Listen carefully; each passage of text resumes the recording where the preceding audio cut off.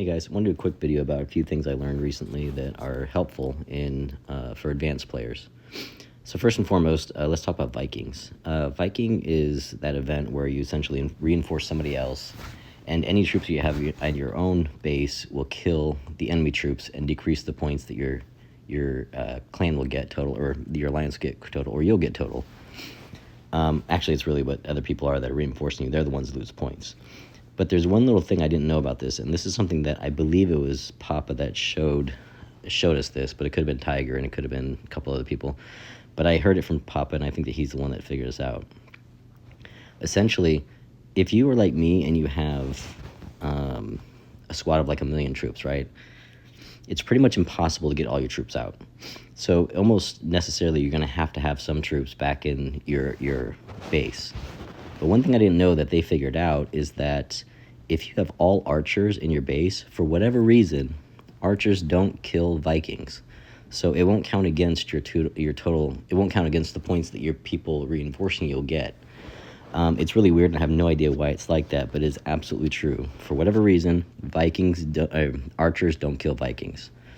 So one thing you do is boost up your, where is it?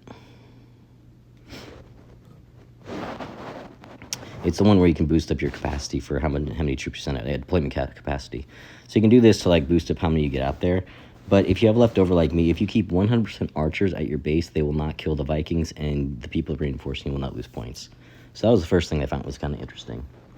The second thing that I found that was kind of interesting is that this is kind of a mistake that I found. I think other people knew about it, but I didn't. So me and Reap were talking about, how we're going to get our Eric into a garrison when we have Amadeus going in initially, right?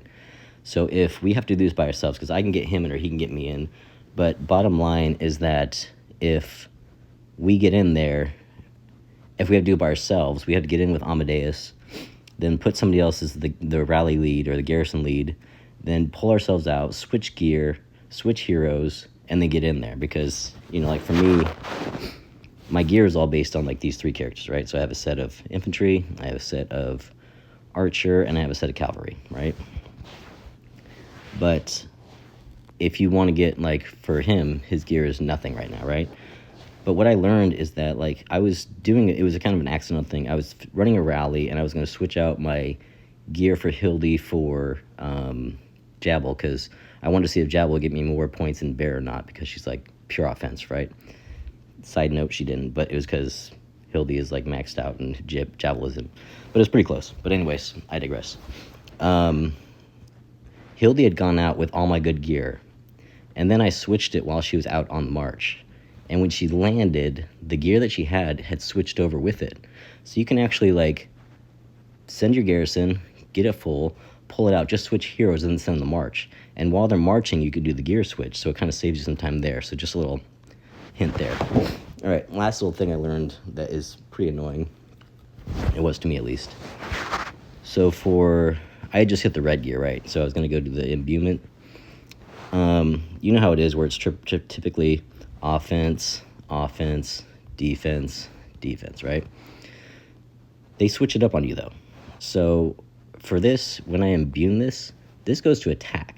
This is a defensive piece of gear. But when you get to the 20%, it goes to attack, and then it goes to defense, and then it goes to attack again. Now, if you look at Marlin, this is an offensive piece.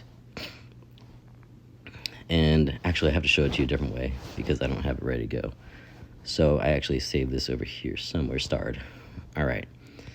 So here is one where Tiger, who's the strongest player in our game, he boosted me, he was my bonus source for this attack by laydown. And so in his, you can see this, here the infantry lethality is this, and this is attack, right?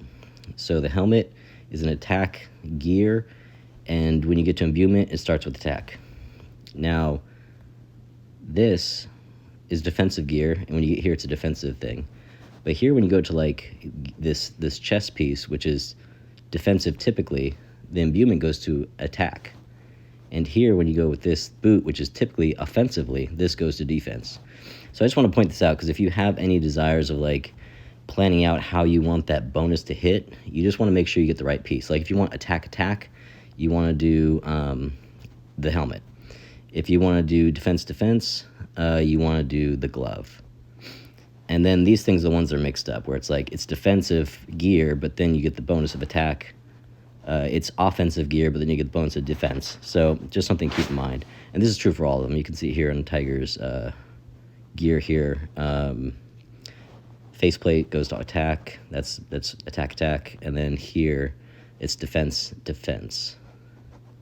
Or I can get that wrong. No, attack. That's sorry, offense, defense. So it's true for all of them. You know, it's like these top two stay the same. This is attack, defense. But this goes defense, attack, and this goes attack, defense. And that's true through all these. So anyway, just something to keep in mind. All right, and that is all little tips I had that I came up that just occurred to me recently, and just wanted to let you guys know so you can have some tips for more advanced players.